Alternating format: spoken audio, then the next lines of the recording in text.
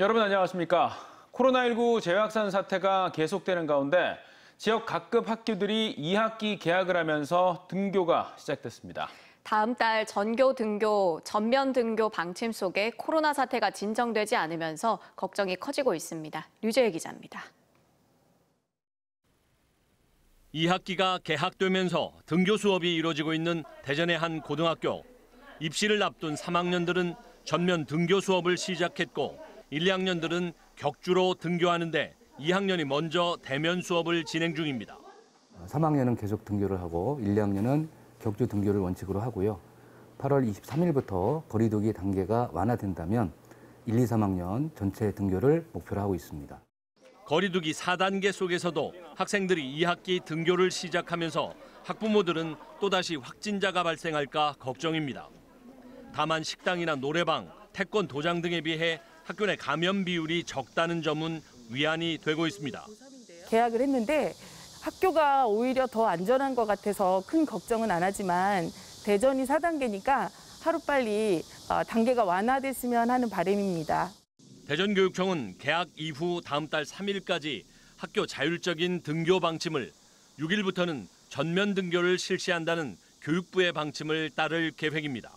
거리두기 4단계에선 초등학교 1, 2학년 등교, 중학교 3분의 1 등교, 고등학교는 고3 전면 등교에 1, 2학년은 2분의 1 등교가 원칙인데 3단계로 낮아지면 등교를 확대합니다. 앞으로 3주간 집중 방역 기간으로 운영하고요. 9월 6일부터 4단계 시에는 초등학교 4개학년, 중학교 2개학년까지 등교가 가능하고 고등학교의 경우 전면 등교도 가능하도록 확대 방안을 마련했습니다. 반면 충남은 거리두기 3단계까지만 전면 등교할 수 있도록 한 교육부의 기준보다도 더 완화해 2학기 개학 시점부터 모든 학교의 전면 등교를 추진합니다. 또 거리두기가 4단계로 격상돼도 초등학교 4개 학년과 중학교 2개 학년이 등교 수업을 할 수 있고 유치원과 특수학교, 900명 이하 소규모 학교와 고등학교는 전면 등교가 가능합니다. 완화된 조치에 대한 감염 우려 불식을 위해 학교 출입자 명부 작성과 수업 전후 실내 소독 환기, 수강생 간격 유지 점검을 강력히 추진하고 백신 우선 접종도 계속합니다. 촘촘한 방역 체제 속에 개학을 맞은 지역의 각급 학교들이 일상 회복 단계로 진입할 수 있을지 주목되고 있습니다. TJB 류재일입니다. 하루 사이 대전과 세종, 충남에서 121명의 코로나19 확진자가 추가됐습니다. 대전에선 한국도로공사 자회사 직원과 가족 등이 잇따라 확진되는 등 직장과 가정을 중심으로 감염이 계속돼 모두 48명이 추가 확진됐습니다.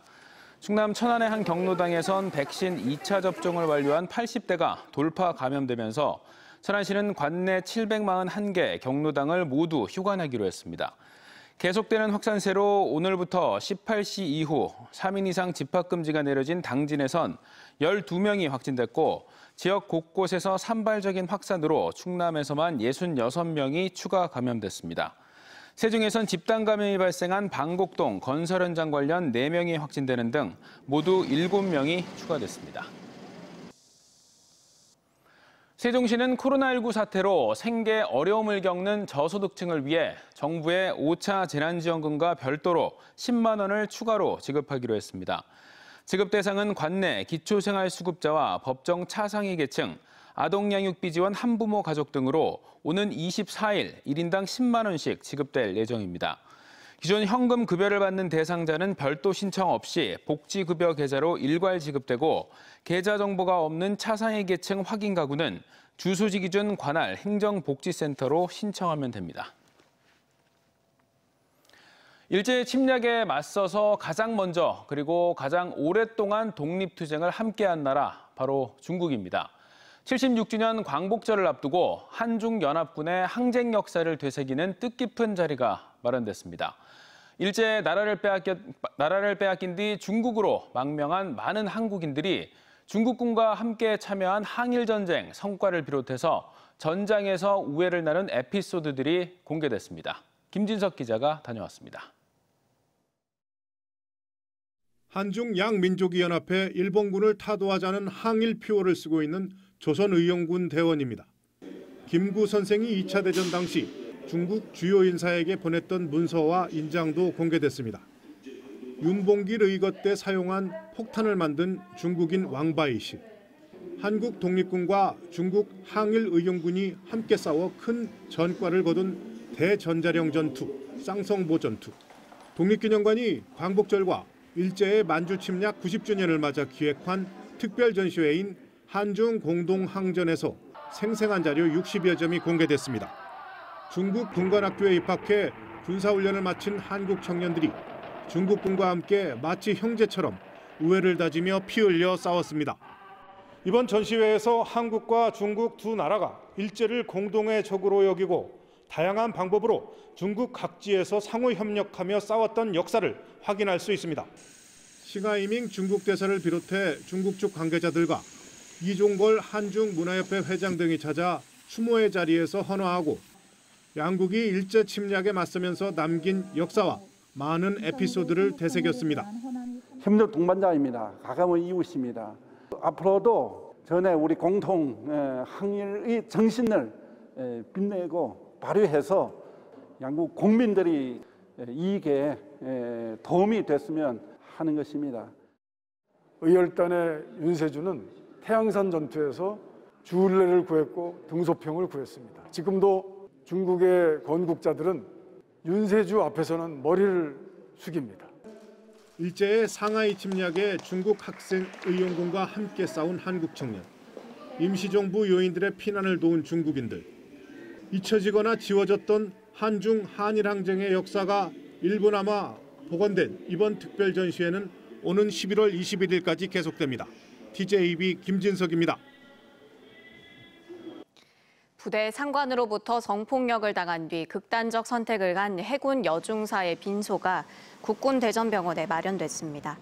오늘 오전 대전 유성구 국군대전병원 장례식장에선 외부인의 출입이 통제된 가운데 A중사의 장례 준비가 진행됐는데 군 관계자는 유족 뜻과 여러 사정상 병원 출입을 제한했다고 밝혔습니다. A중사는 경기도 해군 2함대 예하부대에서 성추행을 당했다고 지난 9일 신고한 뒤 가해자와 분리 조치된 상태에서 어제 오후 독신자 숙소에서 숨진 채 발견됐습니다. 프로야구 하나이글스의 새 구장이 될 대전 베이스볼 드림파크 건립 사업에 시동이 걸렸습니다. 스포츠 문화와 관광이 어우러지는 지역의 새로운 랜드마크로 짓기 위해 설계 공모가 시작된 가운데 다음 달엔 현장 설명회가 열릴 예정인데요. 사업비가 1,500억 원에 달하는 만큼 얼마나 많은 국비를 확보하느냐가 가장 큰 관건입니다. 서울방송센터 김성민 기자입니다. 대전 베이스볼 드림파크 사업은 연면적 5만 1,200제곱미터, 지하 1층에서 지상 4층 규모로 2만 명을 수용할 수 있습니다. 준공된 지 57년 된 한반 야구장을 대체할 새 야구장은 2024년 말까지 완공되는데 조달청이 최근 기본 설계를 위한 공모에 착수했고 다음 달 17일부터는 현장 설명회도 열립니다. 저희 하나이글스는 선수단과 팬 모두가 만족할 수 있는 구장이 만들어질 것으로 기대를 하고 있고요. 그것이 현실화가 될 수 있도록 대전시와 적극적으로 협력해 나갈 방침입니다. 베이스볼 드림파크는 대전 한밭 종합운동장 자리에 들어서고 기존 한밭 운동장은 내년 3월부터 철거됩니다. 대신 베이스볼 드림파크엔 40여 년간 대전 시민과 추억을 함께한 대전 한밭 운동장의 각종 기록이 담기는 메모리홀이 조성됩니다. 대전 베이스볼 드림파크의 성공적인 건립을 위한 예산 마련은 여전히 과제입니다. 관건은 내년 국비를 얼마나 확보하느냐에 달려 있습니다. 대전시는 지난 2011년 전체 사업비의 30%가량인 298억 원을 국비 지원받은 광주 야구장 신축 사례를 들어 정부 설득에 나선다는 방침입니다. 광주의 경우에도 290억 이상의 국비 확보를 했던 사례가 있어서 대전시도 그에 준하는 그 이상의 국비 확보를 할 수 있도록 정부를 설득하고 있는 중입니다. 총 사업비 1,579억 원 중 859억 원은 대전시가, 430억 원은 하나이글스가 내기로 했지만 국비 확보가 목표치에 못 미치면 대전시 재정 부담 증가나 하나이글스와 추가 협의가 불가피할 전망입니다. TJB 김성민입니다. 코로나19 사태로 어려움을 겪는 건 농민들도 예외가 아니겠죠. 이런 가운데 최신 IT 기술을 접목해 농장을 최적의 환경으로 원격 관리할 수 있는 스마트팜이 농가의 든든한 버팀목 역할을 하고 있는데요. 방울토마토로 유명한 부여에선 스마트팜 재배로 농가 소득이 4배가량 올랐습니다. 조상환 기자입니다. 다른 하우스들은 방울토마토를 모두 걷어내고 벼를 심거나 타 작물로 갈아탔지만 이곳은 한여름인 지금도 튼실한 방울토마토가 주렁주렁입니다. 이 스마트팜에서는 1년 365일 수확이 가능해 높은 가격으로 출하가 이루어집니다. 온도와 습도는 물론 채광량과 기압까지 관리하는 최첨단 기술이 동원된 까닭에 수확량도 훨씬 많습니다. 연간 조수익을 따져볼 때 배 정도 차이는 나더라. 수익 면에서도 그렇고 그래서 상당히 이제 괜찮은 걸로 저희들은 그렇게 인지하고 수확 기간과 수확량을 감안하면 실질적으로는 일반 하우스 농사에 비해 4배 이상의 소득을 올리고 있습니다. 이런 까닭에 최근 수년 사이 국내에 스마트팜이 들어서기 시작하고 있는데 부여의 이 단지는 축구장 30개를 모아놓은 크기로 국내 최대 규모입니다.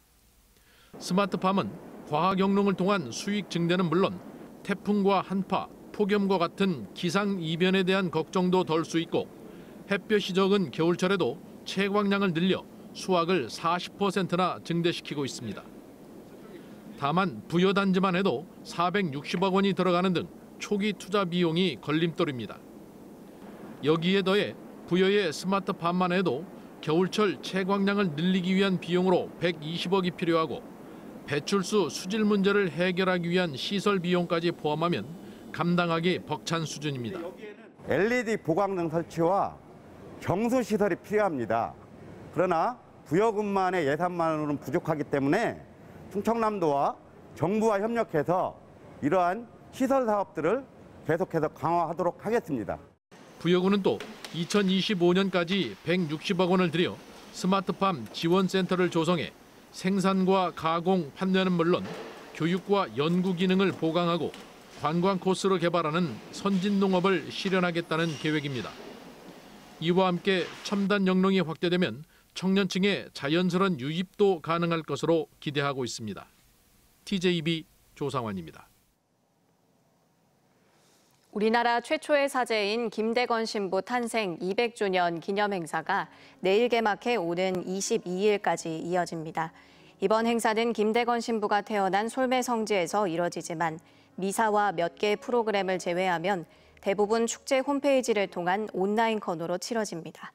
특히 온라인에서는 솔매성지를 사이버상에서 구현한 게임과 김대건 신부의 서한 찾기, 토크쇼 등 다양한 프로그램을 즐길 수 있고 집콕 키트를 구입해 체험도 가능합니다.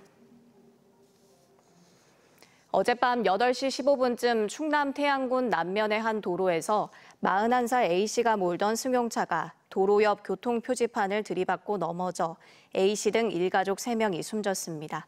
경찰은 차량 내 블랙박스 영상 등을 토대로 과속 여부 등 정확한 사고 경위를 조사 중입니다. 박병석 국회의장이 국회 세종의사당 건립 근거가 되는 국회법 개정안을 정기 국회 전 본회의에서 반드시 처리할 수 있도록 총력을 기울여달라고 당부했습니다. 박 의장은 여야 합의로 마련한 국회 세종의사당 설계비 147억 원을 올해 안에 집행해야 한다며 국회가 147억 원을 설계비로 책정한 것은 이미 합의를 이룬 증거라고 강조했습니다. 이와 함께 박 의장은 21대 국회 임기가 끝나는 2024년까지 국회 세종의사당이 첫 삽을 뜰 수 있게 최대한 빠르게 다음 절차가 진행돼야 한다고 밝혔습니다. 전국 258개 시민사회단체들로 구성된 국가균형발전과 국회 세종의사당 건립을 위한 범국민 비상대책위원회는 세종의사당 설치를 위한 국회법 개정안 통과를 위해 오는 18일부터 국회 앞에서 릴레이 1인 시위를 벌이겠다고 밝혔습니다. 비대위는 여야 합의로 국회법 개정안이 발의됐고 설계비 147억 원까지 확보돼 있는 만큼 더 이상 정치적인 유불리를 따지지 말고 8월 임시국회에서 개정안을 처리해야 한다고 강조했습니다. 대전시는 지역화폐 온통대전에 대한 상표 등록을 완료함에 따라 10년간 온통대전 상표에 대한 독점적인 권리를 가지게 됐으며 갱신을 통한 연장도 가능하다고 밝혔습니다. 온통대전은 모두를 뜻하는 순우리말 온과 소통, 통용을 의미하는 통, 큰돈이라는 대전을 결합해 대전시민 모두에게 통용되는 지역화폐라는 뜻을 담고 있으며 지난해 시민 공모를 통해 선정됐습니다. 온통대전은 지난해 5월 출시돼 올해 7월 말 기준 1조 324억 원이 발행됐고 누적 가입자는 65만 명입니다. 대전 지역 청년과 미래 설계와 자산 형성을 돕기 위해 2018년 도입된 청년 희망 통장의 첫 만기 적립금이 지급됩니다. 대전시에 따르면 만기 적립금 대상은 3년간 매달 15만 원씩 본인 부담 적립금을 납입한 323명으로 이들에게는 시가 같은 금액을 적립해 본인 저축액의 2배가 넘는 1,100여만 원이 지급됩니다. 청년 희망 통장 참여자들에게는 재무 설계 등 자립 지원을 위한 온 오프라인 교육이 함께 제공되며 청년 희망 통장 가입 희망자는 시 홈페이지를 통해 신청하면 됩니다.